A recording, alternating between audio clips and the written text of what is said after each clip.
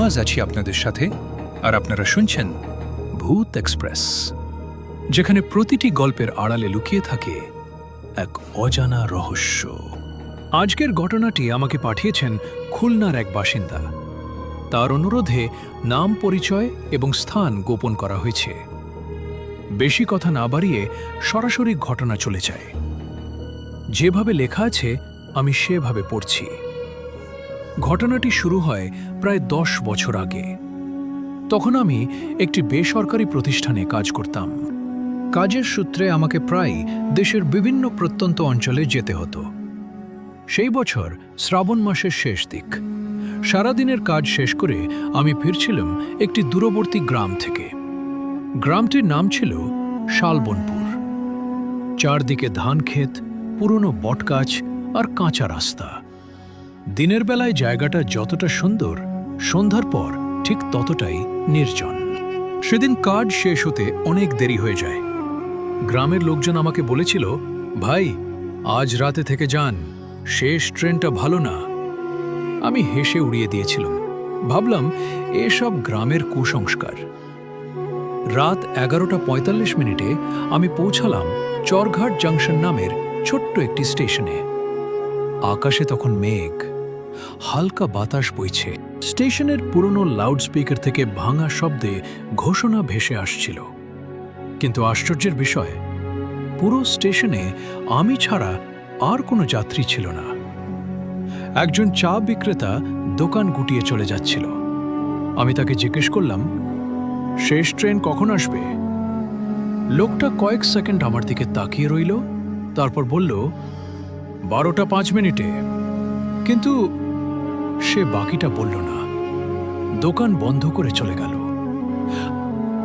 5 minute পর পুরো station ফাঁকা হয়ে গেল।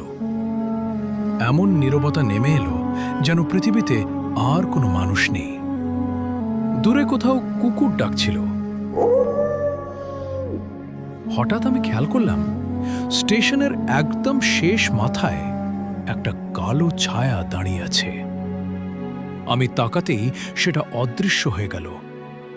ভাবলাম চোখের ভুল।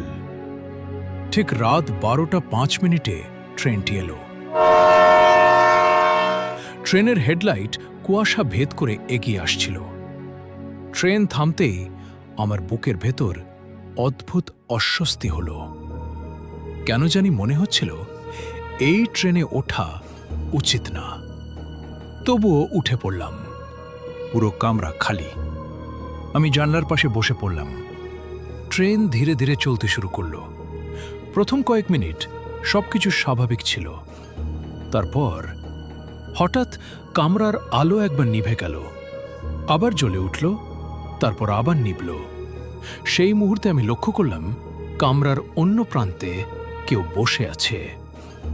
আমি নিশ্চিত ছিলাম ওঠার সময় সেখানে কেউ ছিল না, কিন্তু এখন একটি দম্পতি বসে আছে।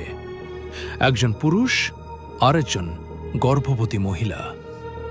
আমার বুকের ভেতর ধক করে উঠল। তারা কবে উঠল? আমি তো কাউকে উঠতে দেখিনি।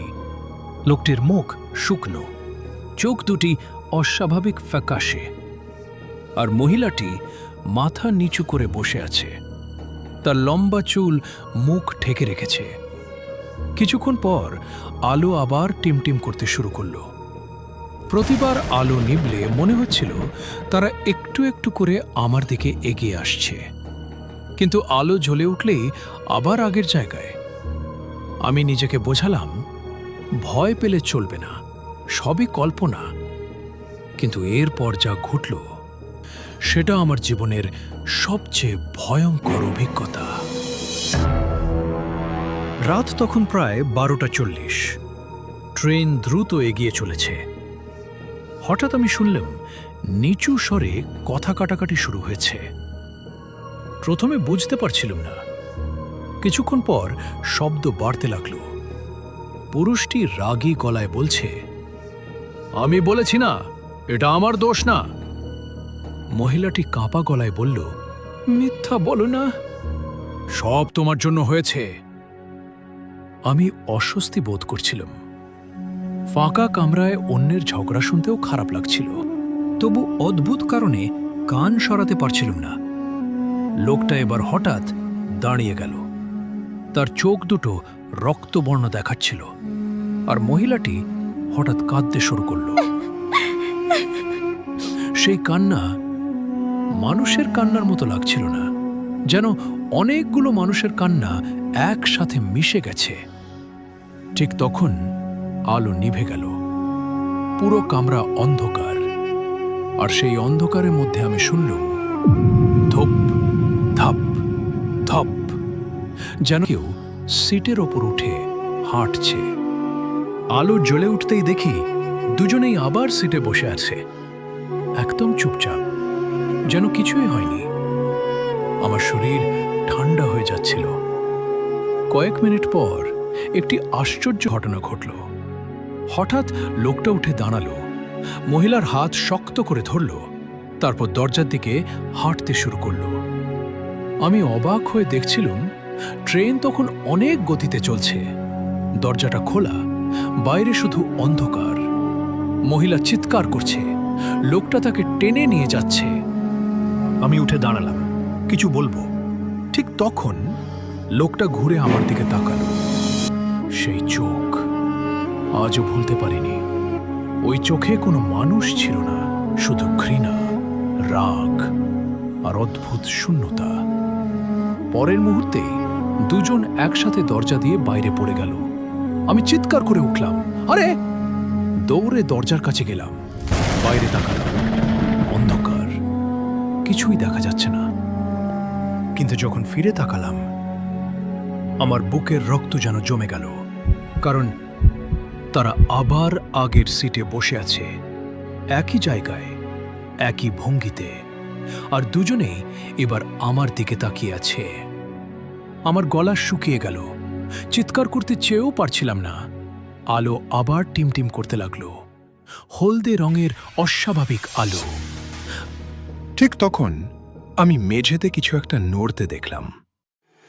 প্রথমে মনে হলো ইঁদুর, তারপর বুঝলাম না, এটা ইঁদুর না। জিনিসটা হামাগুড়ি দিয়ে এগোচ্ছে, ধীরে ধীরে। আলো আরো কমে গেল।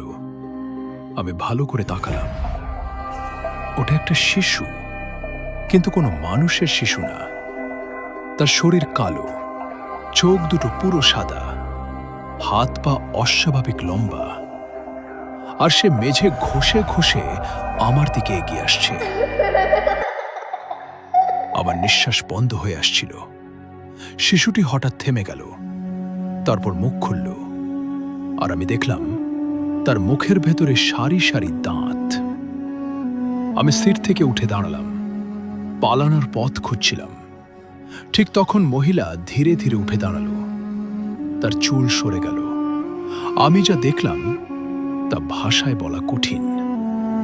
তার মুখের অর্ধেক থেতলে গেছে, এক পাশের চোখ নেই, চোয়াল ভাঙা, যেন কোনো ভয়ঙ্কর দুর্ঘটনায় মারা গেছে। সে শিশুটিকে কোলে তুলে নিল, তারপর আমার দিকে তাকিয়ে ফিসফিস করে বলল, অনেক দিন পর খাবার পেলাম। আমার বুকের ভেতর যেন বিস্ফোরণ হলো। আমি আর দাঁড়িয়ে থাকতে পারছিলাম না। মহিলাটা শিশুটিকে কোলে নিয়ে আমার দিকে তাকিয়ে আছে, তার বিকৃত মুখে অদ্ভুত একটা হাসি। আর ঠিক তখনই ট্রেনের অন্য প্রান্ত থেকে ভারী পায়ের শব্দ শুনতে পেলাম, ঠক ঠক ঠক। শব্দটা ধীরে ধীরে কাছে আসছিল। আমি ঘুরে তাকালাম, কামরার শেষ মাথার অন্ধকারে একটা লম্বা অবয়ব দাঁড়িয়ে আছে। লোকটা সেই স্বামী, যাকে আমি নিজের চোখে চলন্ত ট্রেন থেকে পড়ে যেতে দেখেছিলাম। কিন্তু এবার তার চেহারা আগের মতো ছিল না। তার ঘাড়টা অস্বাভাবিকভাবে একপাশে বেঁকে আছে, মুখের একপাশ থেতলে গেছে, একটা চোখ ঝুলে পড়েছে, কাপড় জুড়ে শুকনো রক্তের দাগ। সে ধীরে ধীরে আমার দিকে এগিয়ে আসতে লাগলো। মহিলাটি নিচু স্বরে বলল, ওকে নিয়ে চলো, আমাদের সঙ্গে নিয়ে চলো। আমার মনে হচ্ছিল বুকের ভেতর হৃৎপিণ্ডটা ফেটে যাবে। আমি দরজার দিকে দৌড় দিলাম, ঠিক তখনই ট্রেনের গতি কমতে শুরু করল। সামনে একটা ছোট স্টেশন। ট্রেন পুরোপুরি থামার আগেই আমি দরজা দিয়ে লাফিয়ে নেমে পড়লাম। পড়েই প্ল্যাটফর্মে গড়িয়ে গেলাম। হাঁটু ছড়ে রক্ত বের হলো, কিন্তু তখন সেদিকে খেয়াল করার সময় নেই। আমি উঠে দৌড়াতে শুরু করলাম। স্টেশনের অফিস ঘরে আলো জ্বলছিল। আমি ছুটে ঢুকে পড়লাম। ভেতরে একজন বৃদ্ধ স্টেশন মাস্টার বসেছিলেন। আমাকে দেখে তিনি চমকে উঠলেন। কি হয়েছে? আমি হাঁপাতে হাঁপাতে সব বললাম, একটাও বাদ দিলাম না। দম্পতি, ঝগড়া, চলন্ত ট্রেন থেকে পড়ে যাওয়া, কালো শিশু, সব। আমার কথা শুনে বৃদ্ধের মুখের রং বদলে গেল। তিনি চুপ করে বসে রইলেন প্রায় 1 মিনিট। তারপর ধীরে ধীরে বললেন, তুমি যে কামরায় ছিলে সেটা কি শেষের দিকের পুরনো কামরা ছিল? আমি মাথা নাড়লাম। বৃদ্ধ একটা দীর্ঘশ্বাস ফেললেন। তাহলে তুমি ওদের দেখেছ? আমার শরীর ঠান্ডা হয়ে গেল। কার কথা বলছেন? বৃদ্ধ চুপচাপ জানালার বাইরে তাকিয়ে বললেন, প্রায় 12 বছর আগে একটা দুর্ঘটনা হয়েছিল। বৃদ্ধ স্টেশন মাস্টার বলতে শুরু করলেন, 12 বছর আগে এক বর্ষার রাতে সেই একই ট্রেনে উঠেছিল এক দম্পতি, স্বামী আর অন্তঃসত্ত্বা স্ত্রী। তাদের মধ্যে দীর্ঘদিন ধরে ঝগড়া চলছিল। সেদিনও ট্রেনের ভেতর তুমুল ঝগড়া শুরু হয়। প্রত্যক্ষদর্শীদের মতে রাগের মাথায় স্বামী স্ত্রীকে ধাক্কা দেয়। স্ত্রী ভারসাম্য হারিয়ে দরজার দিকে পড়ে যায়। স্বামী তাকে ধরতে গিয়ে নিজেও পড়ে যায়। দুজনেই ট্রেনের নিচে কাটা পড়ে মারা যায়। আর তাদের অনাগত সন্তানও বাঁচেনি। আমি নিঃশব্দে শুনছিলাম। বৃদ্ধ বললেন, এরপর থেকেই মাঝে মধ্যে কিছু যাত্রী তাদের দেখতে পায়, বিশেষ করে যারা একা ভ্রমণ করে। কিন্তু একটা বিষয় আরও ভয়ঙ্কর। আমি জিজ্ঞেস করলাম, কি? বৃদ্ধ এবার আমার চোখের দিকে তাকালেন। যারা তাদের দেখে তাদের সবাই বেঁচে ফিরে আসে না। আমার বুকের ভেতর কাঁপুনি শুরু হলো। মানে? বৃদ্ধ উত্তর দিলেন না। ঠিক তখনই অফিসের দেয়ালে ঝোলানো পুরনো একটা ছবির দিকে আমার চোখ পড়ল। ছবিটা সম্ভবত বহু বছর আগের স্টেশনের কর্মচারীদের গ্রুপ ছবি, কিন্তু ছবির এক কোণায় দাঁড়িয়ে থাকা একজন মানুষকে দেখে আমার নিঃশ্বাস বন্ধ হয়ে গেল। কারণ লোকটা ঠিক সেই স্বামী যাকে আমি ট্রেনে দেখেছিলাম। আমি কাঁপা গলায় বললাম, এই লোকটাকে? বৃদ্ধ কয়েক সেকেন্ড ছবিটার দিকে তাকিয়ে রইলেন। তারপর ধীরে ধীরে বললেন, ওই লোকটাই ছিল আমার ছেলে। আমার শরীর অবশ হয়ে গেল।